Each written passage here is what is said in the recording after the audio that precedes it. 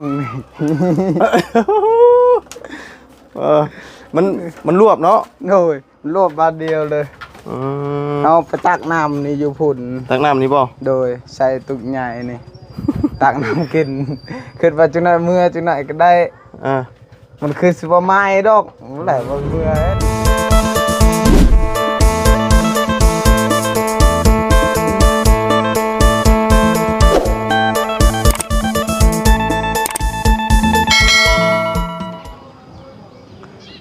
กึ่มฟ้ากึ่มฝนมาอีกเด้อมื้อนี้พี่น้องกันเนาะแดดเปรี้ยงเฮ็ดให้เจ็บหัวพี่น้องเนาะแนมไปให้กลัวแสงอีกจังพี่น้องเอ้ยแสงกระปอมฝนสิตกแล้วพี่น้องเอ้ยเอาพี่น้องเนาะมื้อนี้ก็มาหาบ่าวสอนแต่ว่าบ่ฮู้ว่าเพิ่นอยู่หรือบ่จังไดพี่น้องเอ้ยเนาะบ่เห็นรถแวะเข้ามาหาแล้วก่อนเนาะได้ไปสวนมันอยู่บ่เด้หรือว่าสวนกล้วยพี่น้องเอ้ยเนาะบ่เห็นมื้อนี้ไปทางใดเนาะห่อนจับไปสวนกล้วยกันโตพี่น้องเนาะเอาปรับภาพมาทางนี้พี่น้องเลยกราบสบายดีและสวัสดีครับพี่น้องกันเบิดสุขุสุคนพี่น้องกันเนาะพอๆกันอยู่เพื่อนบาซอนเนาะแต่ว่าโบเห็นทั้งบาซอนพี่น้องเลยทำไปสวนมันหรือว่าสวนกล้วยนี่ก็ป้าพี่น้องเลยเนาะห่อนแดดครับจนว่าเจ็บบัดหัวนี่พี่น้องเลยว่าแดดอ้าวแบบนี้นะมันแดดที่ว่าเฮ็ดให้เฮ็ดออกพี่น้องเลยเนาะเฮ็ดปวกเฮ็ดละโงกเฮ็ดเพิ่งเนาะเฮ็ดนาดินนะพี่น้องออกเบิดเลยเนาะเอาซะพี่น้องเลยจังไดก็ถามมึงก่อนก็บ่เห็นไผพี่น้องเลยเนาะเราเฮ็ดหยังเด้โอ้พี่น้องเห็นแล้วอยู่ห้านซ่อมรถพี่น้องเลยโก้ยอยู่เนาะเอารถไปเปลงบ่รู้ว่าจังไดหรือว่าไปเติมลมเนาะสัญญาถาเพิ่นมาจะเข้านึงพี่น้องเลยมาแล้วพี่น้องเลย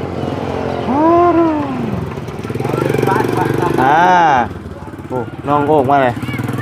ครับเนาะรุ่นต่ำรุ่นนะสาวเฮือนนี่มันยังนะเพราะว่าสาวเฮือนตัวพิงกันนะรถจักรไว้เด้ มาใช่ล่ะมาแต่ไปส่งไปส่งแม่เท้าเห็นอยู่หั่นแปลงรถจะดอกเติมลมบ่โดยโดยสบายดีน้องชอนสบายดีเนาะบ่ได้ไปให้ไปชวนบ่มื้อนี้น่ะบ่ฮะบ่ได้ไปโอ้ไปมื้อนี้ไหวเนาะพักผ่อนก่อนฮ้อนซ้ำป๊อแดดแห้งแดดอีดีพี่น้องเอ้ยเนาะโดยฮ้อนคักฮ้อนแน่เลยเอาพี่น้องเอ้ยมันฮ้อนอีดีมื้อนี้ฮ้อนมันบ่ไหวแล้วมันฮ้อนเลยโดยมันฮ้อนแห้งพี่น้องเอ้ยนั่งน้ำกันก่อนน้องเอ้ยโอ้ยเนาะไม่ได้ไปเฉพาะมื้อนี้ป่ะไปแต่เช้านี่กราบน้ำไปแต่เช้าแต่เช้าขึ้นไปใช่นะโดยไปพักผ่อนจากโมงแล้วได้ละ11 โมงเมื่อเช้านี่ไปชวนป่ะชวนไหนชวนนี่ชวนมันนี่ยังมือปลูกกล้วยวินไปปลูกกล้วยโดยตกมือขึ้นไปปลูกกล้วยแล้วบ่ไหวได้ห่อนแบบเนาะ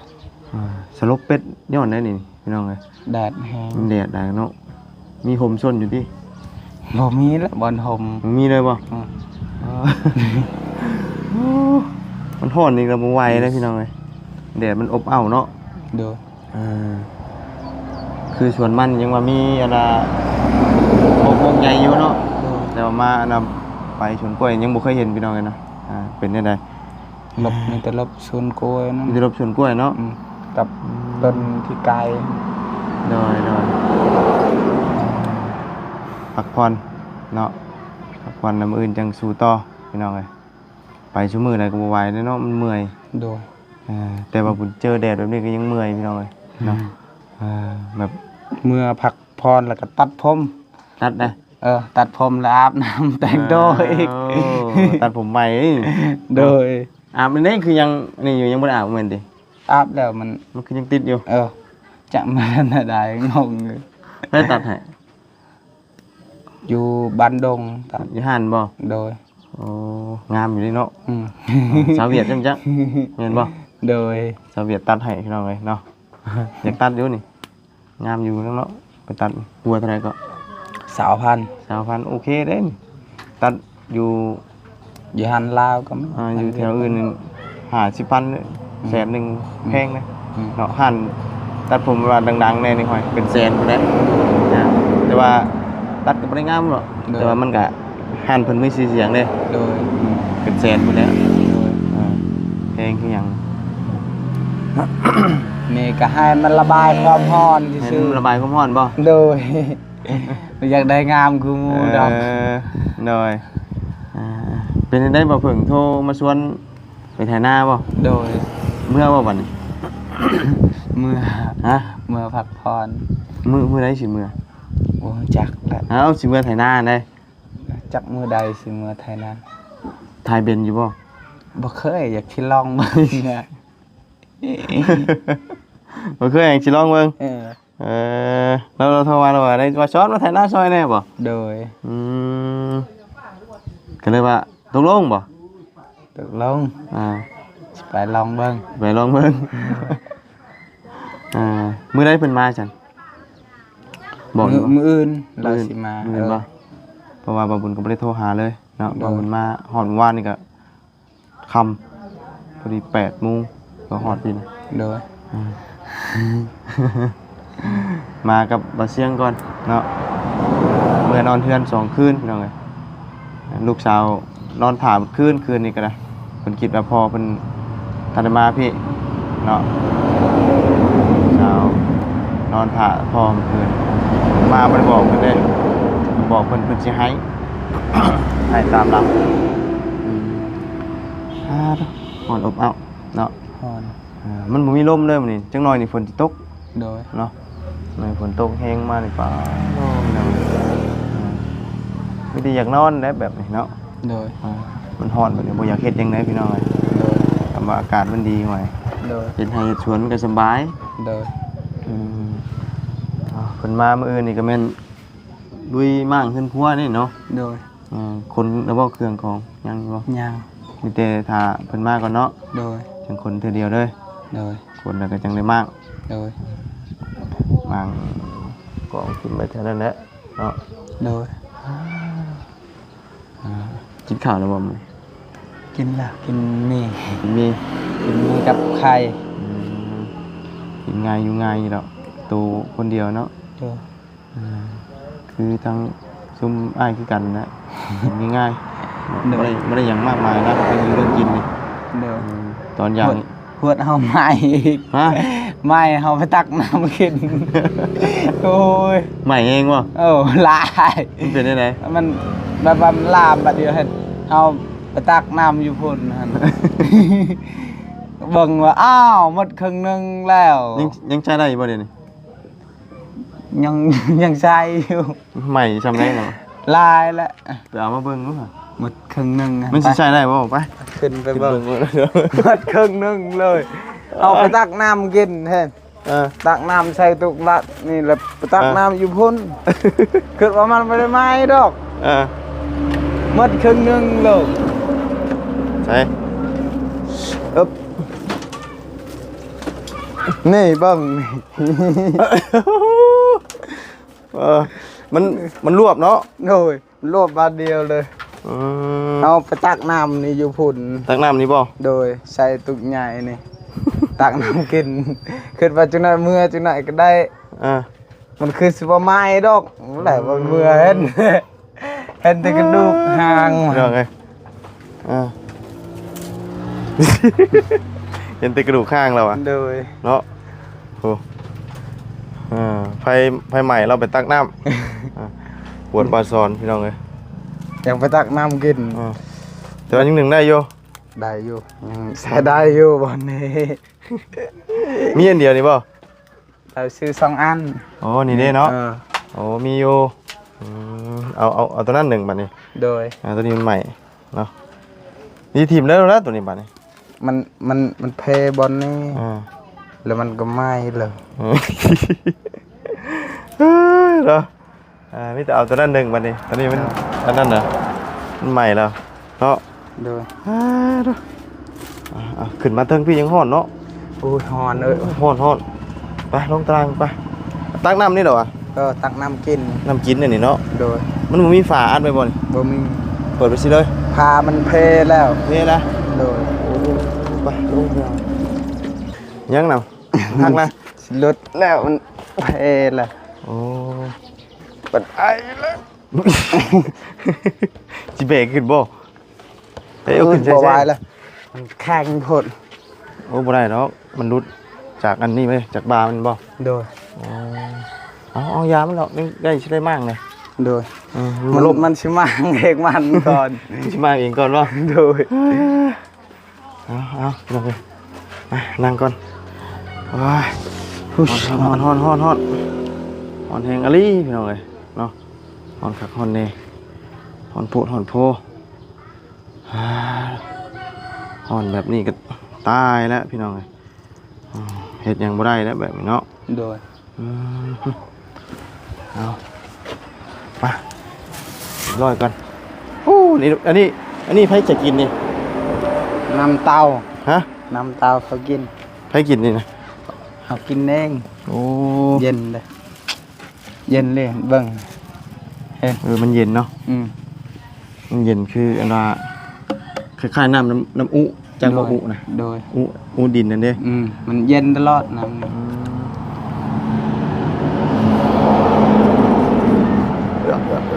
มัดเมาพี่น้อง คือเพิ่นสิเย็นใช่ตัวนี้ใส่ให้มันเย็นเนาะ โดย หมากมันนี่มันตั้งเป็นในนี่ได้บ่หรือว่าเฮาไปหัดเอา บ่มันเป็นแนวนี้เลย อันนี้เฮาขวดเอาอันนี้ออกได้เฮาเอาออกได้จ้ะ เอาไผ่นั่นจูดนี่ บ่ตัวลุ่มนี่ช่วง ก็มันเป็นแนวนี้เลยเป็นแนวนี้เลย เอาในเอาหยังมันออกนี่ได้ในมันนี่นะ บ่มีในมันมีแต่ซอกหน่อยหนึงหั่น มีแต่ใส่มันนะ โดยใส่มันหน่อยหนึงแล้วมันออกทางนี้มัน เอาไฟรถนี้ โดย แล้วก็ควกข้างในแล้วก็ล่าง โดย มันออกเบิดเขียวมันเนาะ โดย เย็นๆพี่น้องอันนี้เนาะอันนี้คือตั้งไว้ตั้งน้ำไว้กินอันนี้นะตักมาแล้วก็ถอดแค่นี้ โดย ให้มันเย็นเนาะถอไว้ แดด กระตุก แห้งนี่มันเย็นตลอดมัน โอ้ ขาไปอยู่แดดเดี๋ยวมันเย็นนะน้ำ น้ำเตา โดยชีและสมัยตะกี้กับแบบนี้แล้วพี่น้องผู้เฒ่าเพิ่นไปปลาไปลงเพิ่นสิเอาเชือกลงมัดใส่คนนี่ โดย เชือกมัด โดย แต่ว่าส่วนหลายเพิ่นเช็ดอันน่ะเป็นไล่อัดหูอันนี้ โดย อัดหูให้มันเหี่ยเด้ โดย อันนี้นี่ตั้งไว้สิมันเลยบ่เหี่ยนี่เอากระทิงแดงนี่ ขอบใจ เพราะบ่เมื่อย มาตึกเป็นกล้วยเอาไว้กินอีกแล้ว โดย มาบุญกินละ โดย บ่เคยกับสิเมื่อบัดนี้ไถนาน่ะ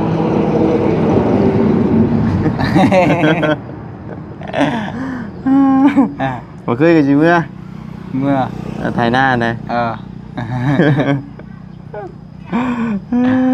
ฟังเบิ่งเด้อพี่น้องเอ้ยรุ่นน้ำกันเนาะหลังจากที่ว่าทั้งพระจันทร์เพิ่นมาหม่างเฮือนเกิงคนครัวแล้วทั้งมาสอนสิได้เมื่อไถนาบ่พี่น้องเอ้ยเนาะ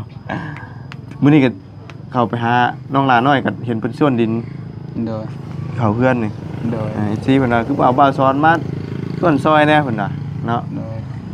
แต่ว่าเพิ่นแล้วครั้งนั้นน่ะ โดย มาบุญไปฮอดเพิ่นก็ชวนแล้วพอดีเพราะว่าตั้งแต่เช้าพุ่นเด้เพิ่นเฮ็ดเนาะ โดย เฮ็ดอันน่ะเอาดินเทข้างๆเฮือนเพิ่นเด้ โดย อากาศมันร้อนเด้มื้อนี้นะเมื่อยนั่งอยู่กับเฮือนอะไรปรับแล้วพี่น้องเอ้ยแนมไปนี่ก็ป้าตกตาจนฮิปฮีเนาะ โดย ใครเนี่ยแต่ใส่แว่นพี่น้องเอ้ยออกแดดนี่แนมอีหยังก็คือว่าธรรมดาเนาะ โดย ใส่บ่ไปสวนกล้วย ฮะ ใส่แว่นบ่สวนกล้วย จากที่มีวันมาแต่สายบ่ได้สายละ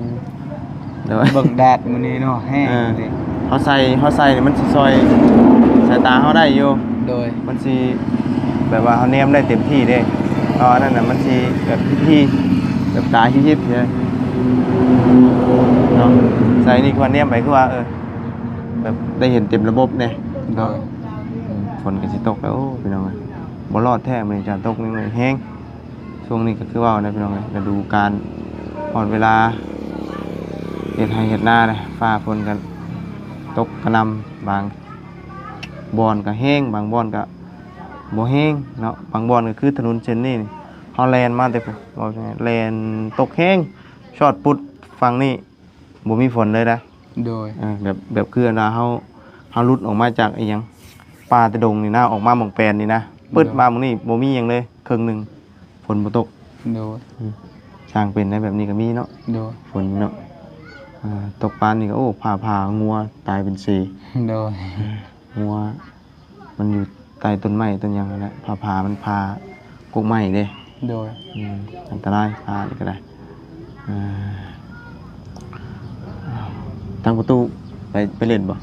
โดย ไปเล่นแล้ว โดย ใครแน่บ่เราบ่ได้ค่อยกินได้ติดหรอก กินเหล้าแล้วมันเมาแล้วเด้ เมาบ่ได้ ตามใจมัน ฮะ ตามใจมันจะเมายามัน เออ จะเช่นนั่นแหละบอกมันบ่ฟัง เรากินมื้อหนึงเบิดหลายบ่กินมื้อหนึง 2-3 แก้วนะ 2-3แก้วนี่แก้วอันขวดยางกันบ่ ขวดยางนั่นแหละ ขวดยางเท่าอันเพิ่นเอิ้นเหล้ายุกโป้บ่อิหยัง โดย มันยุกโป้นี่ได้แม่นบ่ เราเมืองนอง เหล้ามึงน้องบ่ โดย เหล้ามึงน้องก็พอดีซ้ำขวดน้ำดื่มอันน่ะสั้นๆน่ะเนาะ โดย 2ขวดนั้น 2 ขวด เรานั่งกินแบบว่าคือเรานอนอยู่สิเรานั่งกินแบบผู้เดียวสิแบบว่าไปเรื่อยๆสิบ่ โดย หรือว่ามีหมู่มีครู มันกินกับว้าวกินคือเดียวกับว้าวแล้วก็นอน คือแบบว่ากินผู้เดียวแล้วก็เว้าแล้วก็นอนนะเนาะ โดย เว้าไงเฮาติดนี่เด้บ่กินบ่ได้เด้ โดย เนาะกินน่ะมันคิดอยากเด้ โดย บ่แตกต่างกับอันน่ะดูดบุหรี่เนาะ โดย กินข้าวแล้วบ่ได้ดูดนี่ก็ป้าโตน้ำลายเหยยืด โดย บอกแล้วกันเราบ่พังก็จักสิบอกนะเด้อ อืม เอาลูกจนว่าเบื่อบอกแล้วมันอย่ามันปล่อยมันซะมันอยากสิกินก็กินตามใจมัน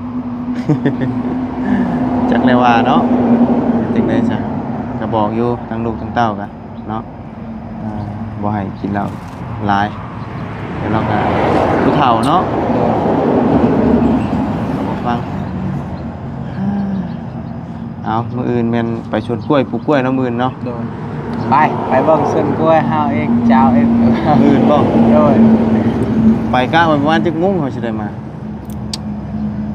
ไปจะไปแต่ 8 โมงก็ได้ 8โมงเนี่ยประมาณจักโมงเขาสิได้มา มาฮอดพี่นะประมาณ 10 โมง 10โมงเช้า โดย อ๋อ 10 โมง 9 โมง 9 โมงกาย 8โมง9โมงสิปลูกแล้วไว้ปานนั้นบ่ โดย แล้วไว้อยู่บ่ ยังขุดละ ยังขุดอีกบ่ อ๋อขุดประมาณ20คุมนะจบเลยนะ แล้วแต่ว่าต้นกล้วยเนี่ยอยู่พุ่นมีแล้ว นี่ อ๋อ มันอยู่สวนแบบนี้ พอมีสวนแล้วเฮากลเอาแล้วไปปลูกเลย โดย อืมอืมเบิ่งก่อนช่องเลยเนาะบางเทื่อก็สิไปนำอยู่ ประมาณยัง20ต้นนะแล้วขุดละเอานอมันอีกแล้วปลูกเลยข้าวเดียวนะ ประมาณ20ต้นประมาณสัก2 ชั่วโมง3 ชั่วโมง เข้าไปแล้วมันต้องถือเข่าไปได้ โดย ถือเข่าถือน้ำไปข้างในได้ซั่นโอ้ไวได้ไกลช่ำ โดย เข่าทั้งไหนนะสวนนะทั้งนี้นะ ทางนี้ก็ได้ แล้วมื้อนั้นคือว่าไปทะลุพุ่นบ้านส โด มุ ย น โดยออกทางบ้านสมูลก็ได้สิไปทางบ้านสมูลก็ได้ ระหว่างเข้ามาทั้งนี้กับทั้งนี้ทั้งนั้นทั้งในอันทางดีกว่ากัน ทางนั้นมันดีแต่ว่ามันใกล้ มัน แต่ โค้ง ทางนี้มันบ่ได้ใกล้แต่ว่ามันยาก มทางนี้บ่ไกลแต่ว่ามันสิยากกว่าทางนั้นดีแต่บ่โค้งไกล โดย เคยกลับลงมาพี่อีกเนาะ โดย หน่อยก็อยากไปเบิ่งอยู่เนาะแต่ว่าเบิ่งสภาพมื้อนี้ก่อนคือ เมื่อยคือฮ้อนได้อพี่น้องเอ้ยเนาะมันฮ้อนอยู่บ่ได้ดิได้ตอนนี้นั้นเฮือนี่ไหลบ่ได้หยุดตอนนี้นี่ไหลนี่พี่น้องเอ้ยนั่งอยู่นี่เนาะคำว่าได้อันสำน้ำนี่เรากินเบิดบ่เรานี่หนักๆซั่น หมดเอ้ยว่ามื้อหนึงก็หมดว่า ของเรื่องนั่งกินอย่างเดียวติ แล้วมันหน่อยเดียว เออ สำวาวนั่นซ้ำกินน้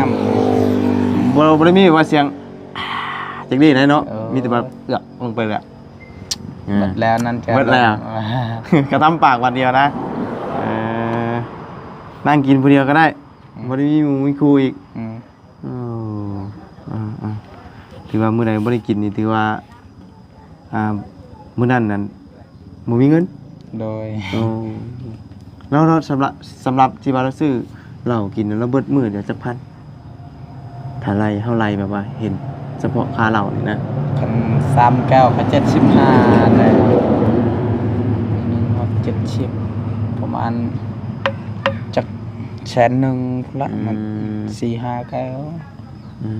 ก็กิน100,000 120,000 โดยแต่ว่าเงินเราไปหาเองแล้วหรอวะเงินค่อยให้ ให้มันชื่อยาชุบชื่อบุรีเนาะแต่ว่าเพิ่นบัดเลิกตัวนี้บ่ได้เนาะเจอให้มันชื่อกินกาแฟกระพอกนี่มันเฒ่าเราอัดบ่กินใช้กาแฟติ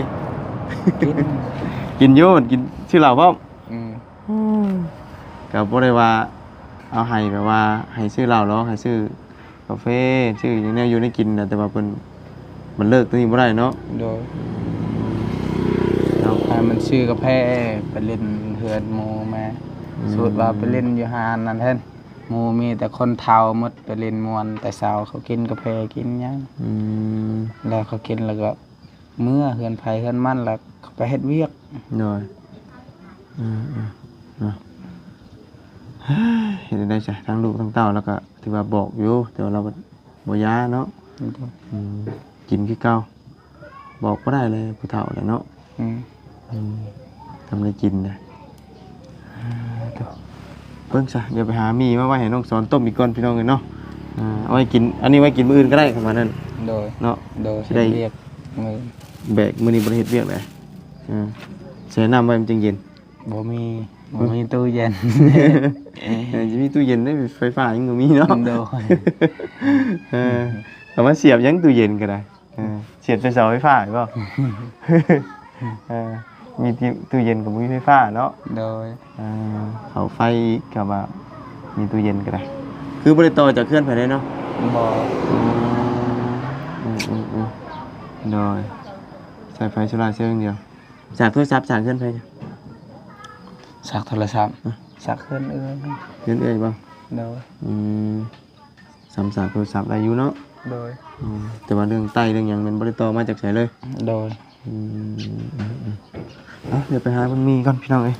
จะข้าว1พี่น้องมีตัวนี้เป็นเส้นมีขาวแซ่บแล้วมีตัวนี้ว่าบุญมากกินข้าวเป็นข้าวกินดิบไม่ได้ตัวนี้นะต้องต้มอย่างเดียวมันเป็นพิเศษเฟอร์เนี่ยตัวนี้แซ่บแล้วนะของไทยอย่างดีของไทยอย่างดีไปต้มโดยไปต้มกินกับข้าวประตูเราก็กินน้ำมีประตูกินหนึ่งช่วงกินลายเนาะห่อเดียวบ่มัดเพราะว่าคนกินเหล้านี่มันบ่อยากอยู่แล้วเนาะบ่อยากเข้ามีแต่กระเพาะอย่างนั้นสิกัดมีแต่เขาว่าเอาเหล้านี่ไว้แล้วเรียกจะชื่อมันให้มันเดี๋ยวนี้ก็มันกินชื่อให้กินได้เดี๋ยวนี้นี่ชื่อชานี่ให้เรายกนี่มัดเมาซื้อใจนี่มัดเมาเบื่อแล้วนี่ถือกาบทางเนาะเมาอย่างเดียวได้กันซื้อใจนี่นะเบิดเต่านี่ลุกขึ้นบ่อยเนาะเบิดเต่านี่พี่น้องเลยไม่ได้หน่อยได้นี่ใส่เต็มเคยใส่เต็มพี่บ่นี่น้ำนี่เต็มอยู่นี่เต็มอยู่ปากนี่เลยใส่เพื่อมันเย็นเนาะไปชาวพี่น้องเนาะมีแต่มื้อนี้ก็ลำลาก่อนพี่น้องนะพบเจอกันใหม่เนาะมื้ออื่นเดี๋ยวจังว่ากันว่าสิได้ไปบ่พี่น้องเนาะเบิ่งสภาพอากาศก่อนเนาะถ้าว่านั่นก็จังว่ากันเนาะเนาะโดยยันมันแดดยันบ่ไหวแดดนะโดยยันลมปลากล้วยบ่แห้งแล้วโดยมันไปเฮาต้องเตรียมน้ำเตรียมข้าวเนาะโดยมันไกลเลยแต่ก็สัญญาณโทรศัพท์ก็บ่มีพอไปพุ่นน่ะบ่มีเลยพี่น้อง เขาบ้านผีเมืองดางก็ได้ไปพุ่นนะเนาะผมมีสัญญาณอย่างนี้ตัดขาดเลยเนาะถ้าว่าเอาไปในแบบในป่าในดงนี่สัญญาณอินเทอร์เน็ตหรือว่าสัญญาณโทรศัพท์มันจะขึ้นกากบาทไว้เลยเนาะที่โทรก็ได้ติดต่อกันก็บ่ได้เนาะเชื่อกินกับบุมีไปช่วยได้อยู่เนาะ อืม จากสิเชื่อไผกินอยู่ไผอยู่มาน เลยนะ ไปพุ่นกับมีคนหลายอยู่บ่ อยู่ไส อยู่อันสวนกล้วยนะ คน มีหลายอยู่บ่ อยู่ทางลมนั่นก็ให้คนคือ นั่นแหละจะว่าเพิ่นก็ไป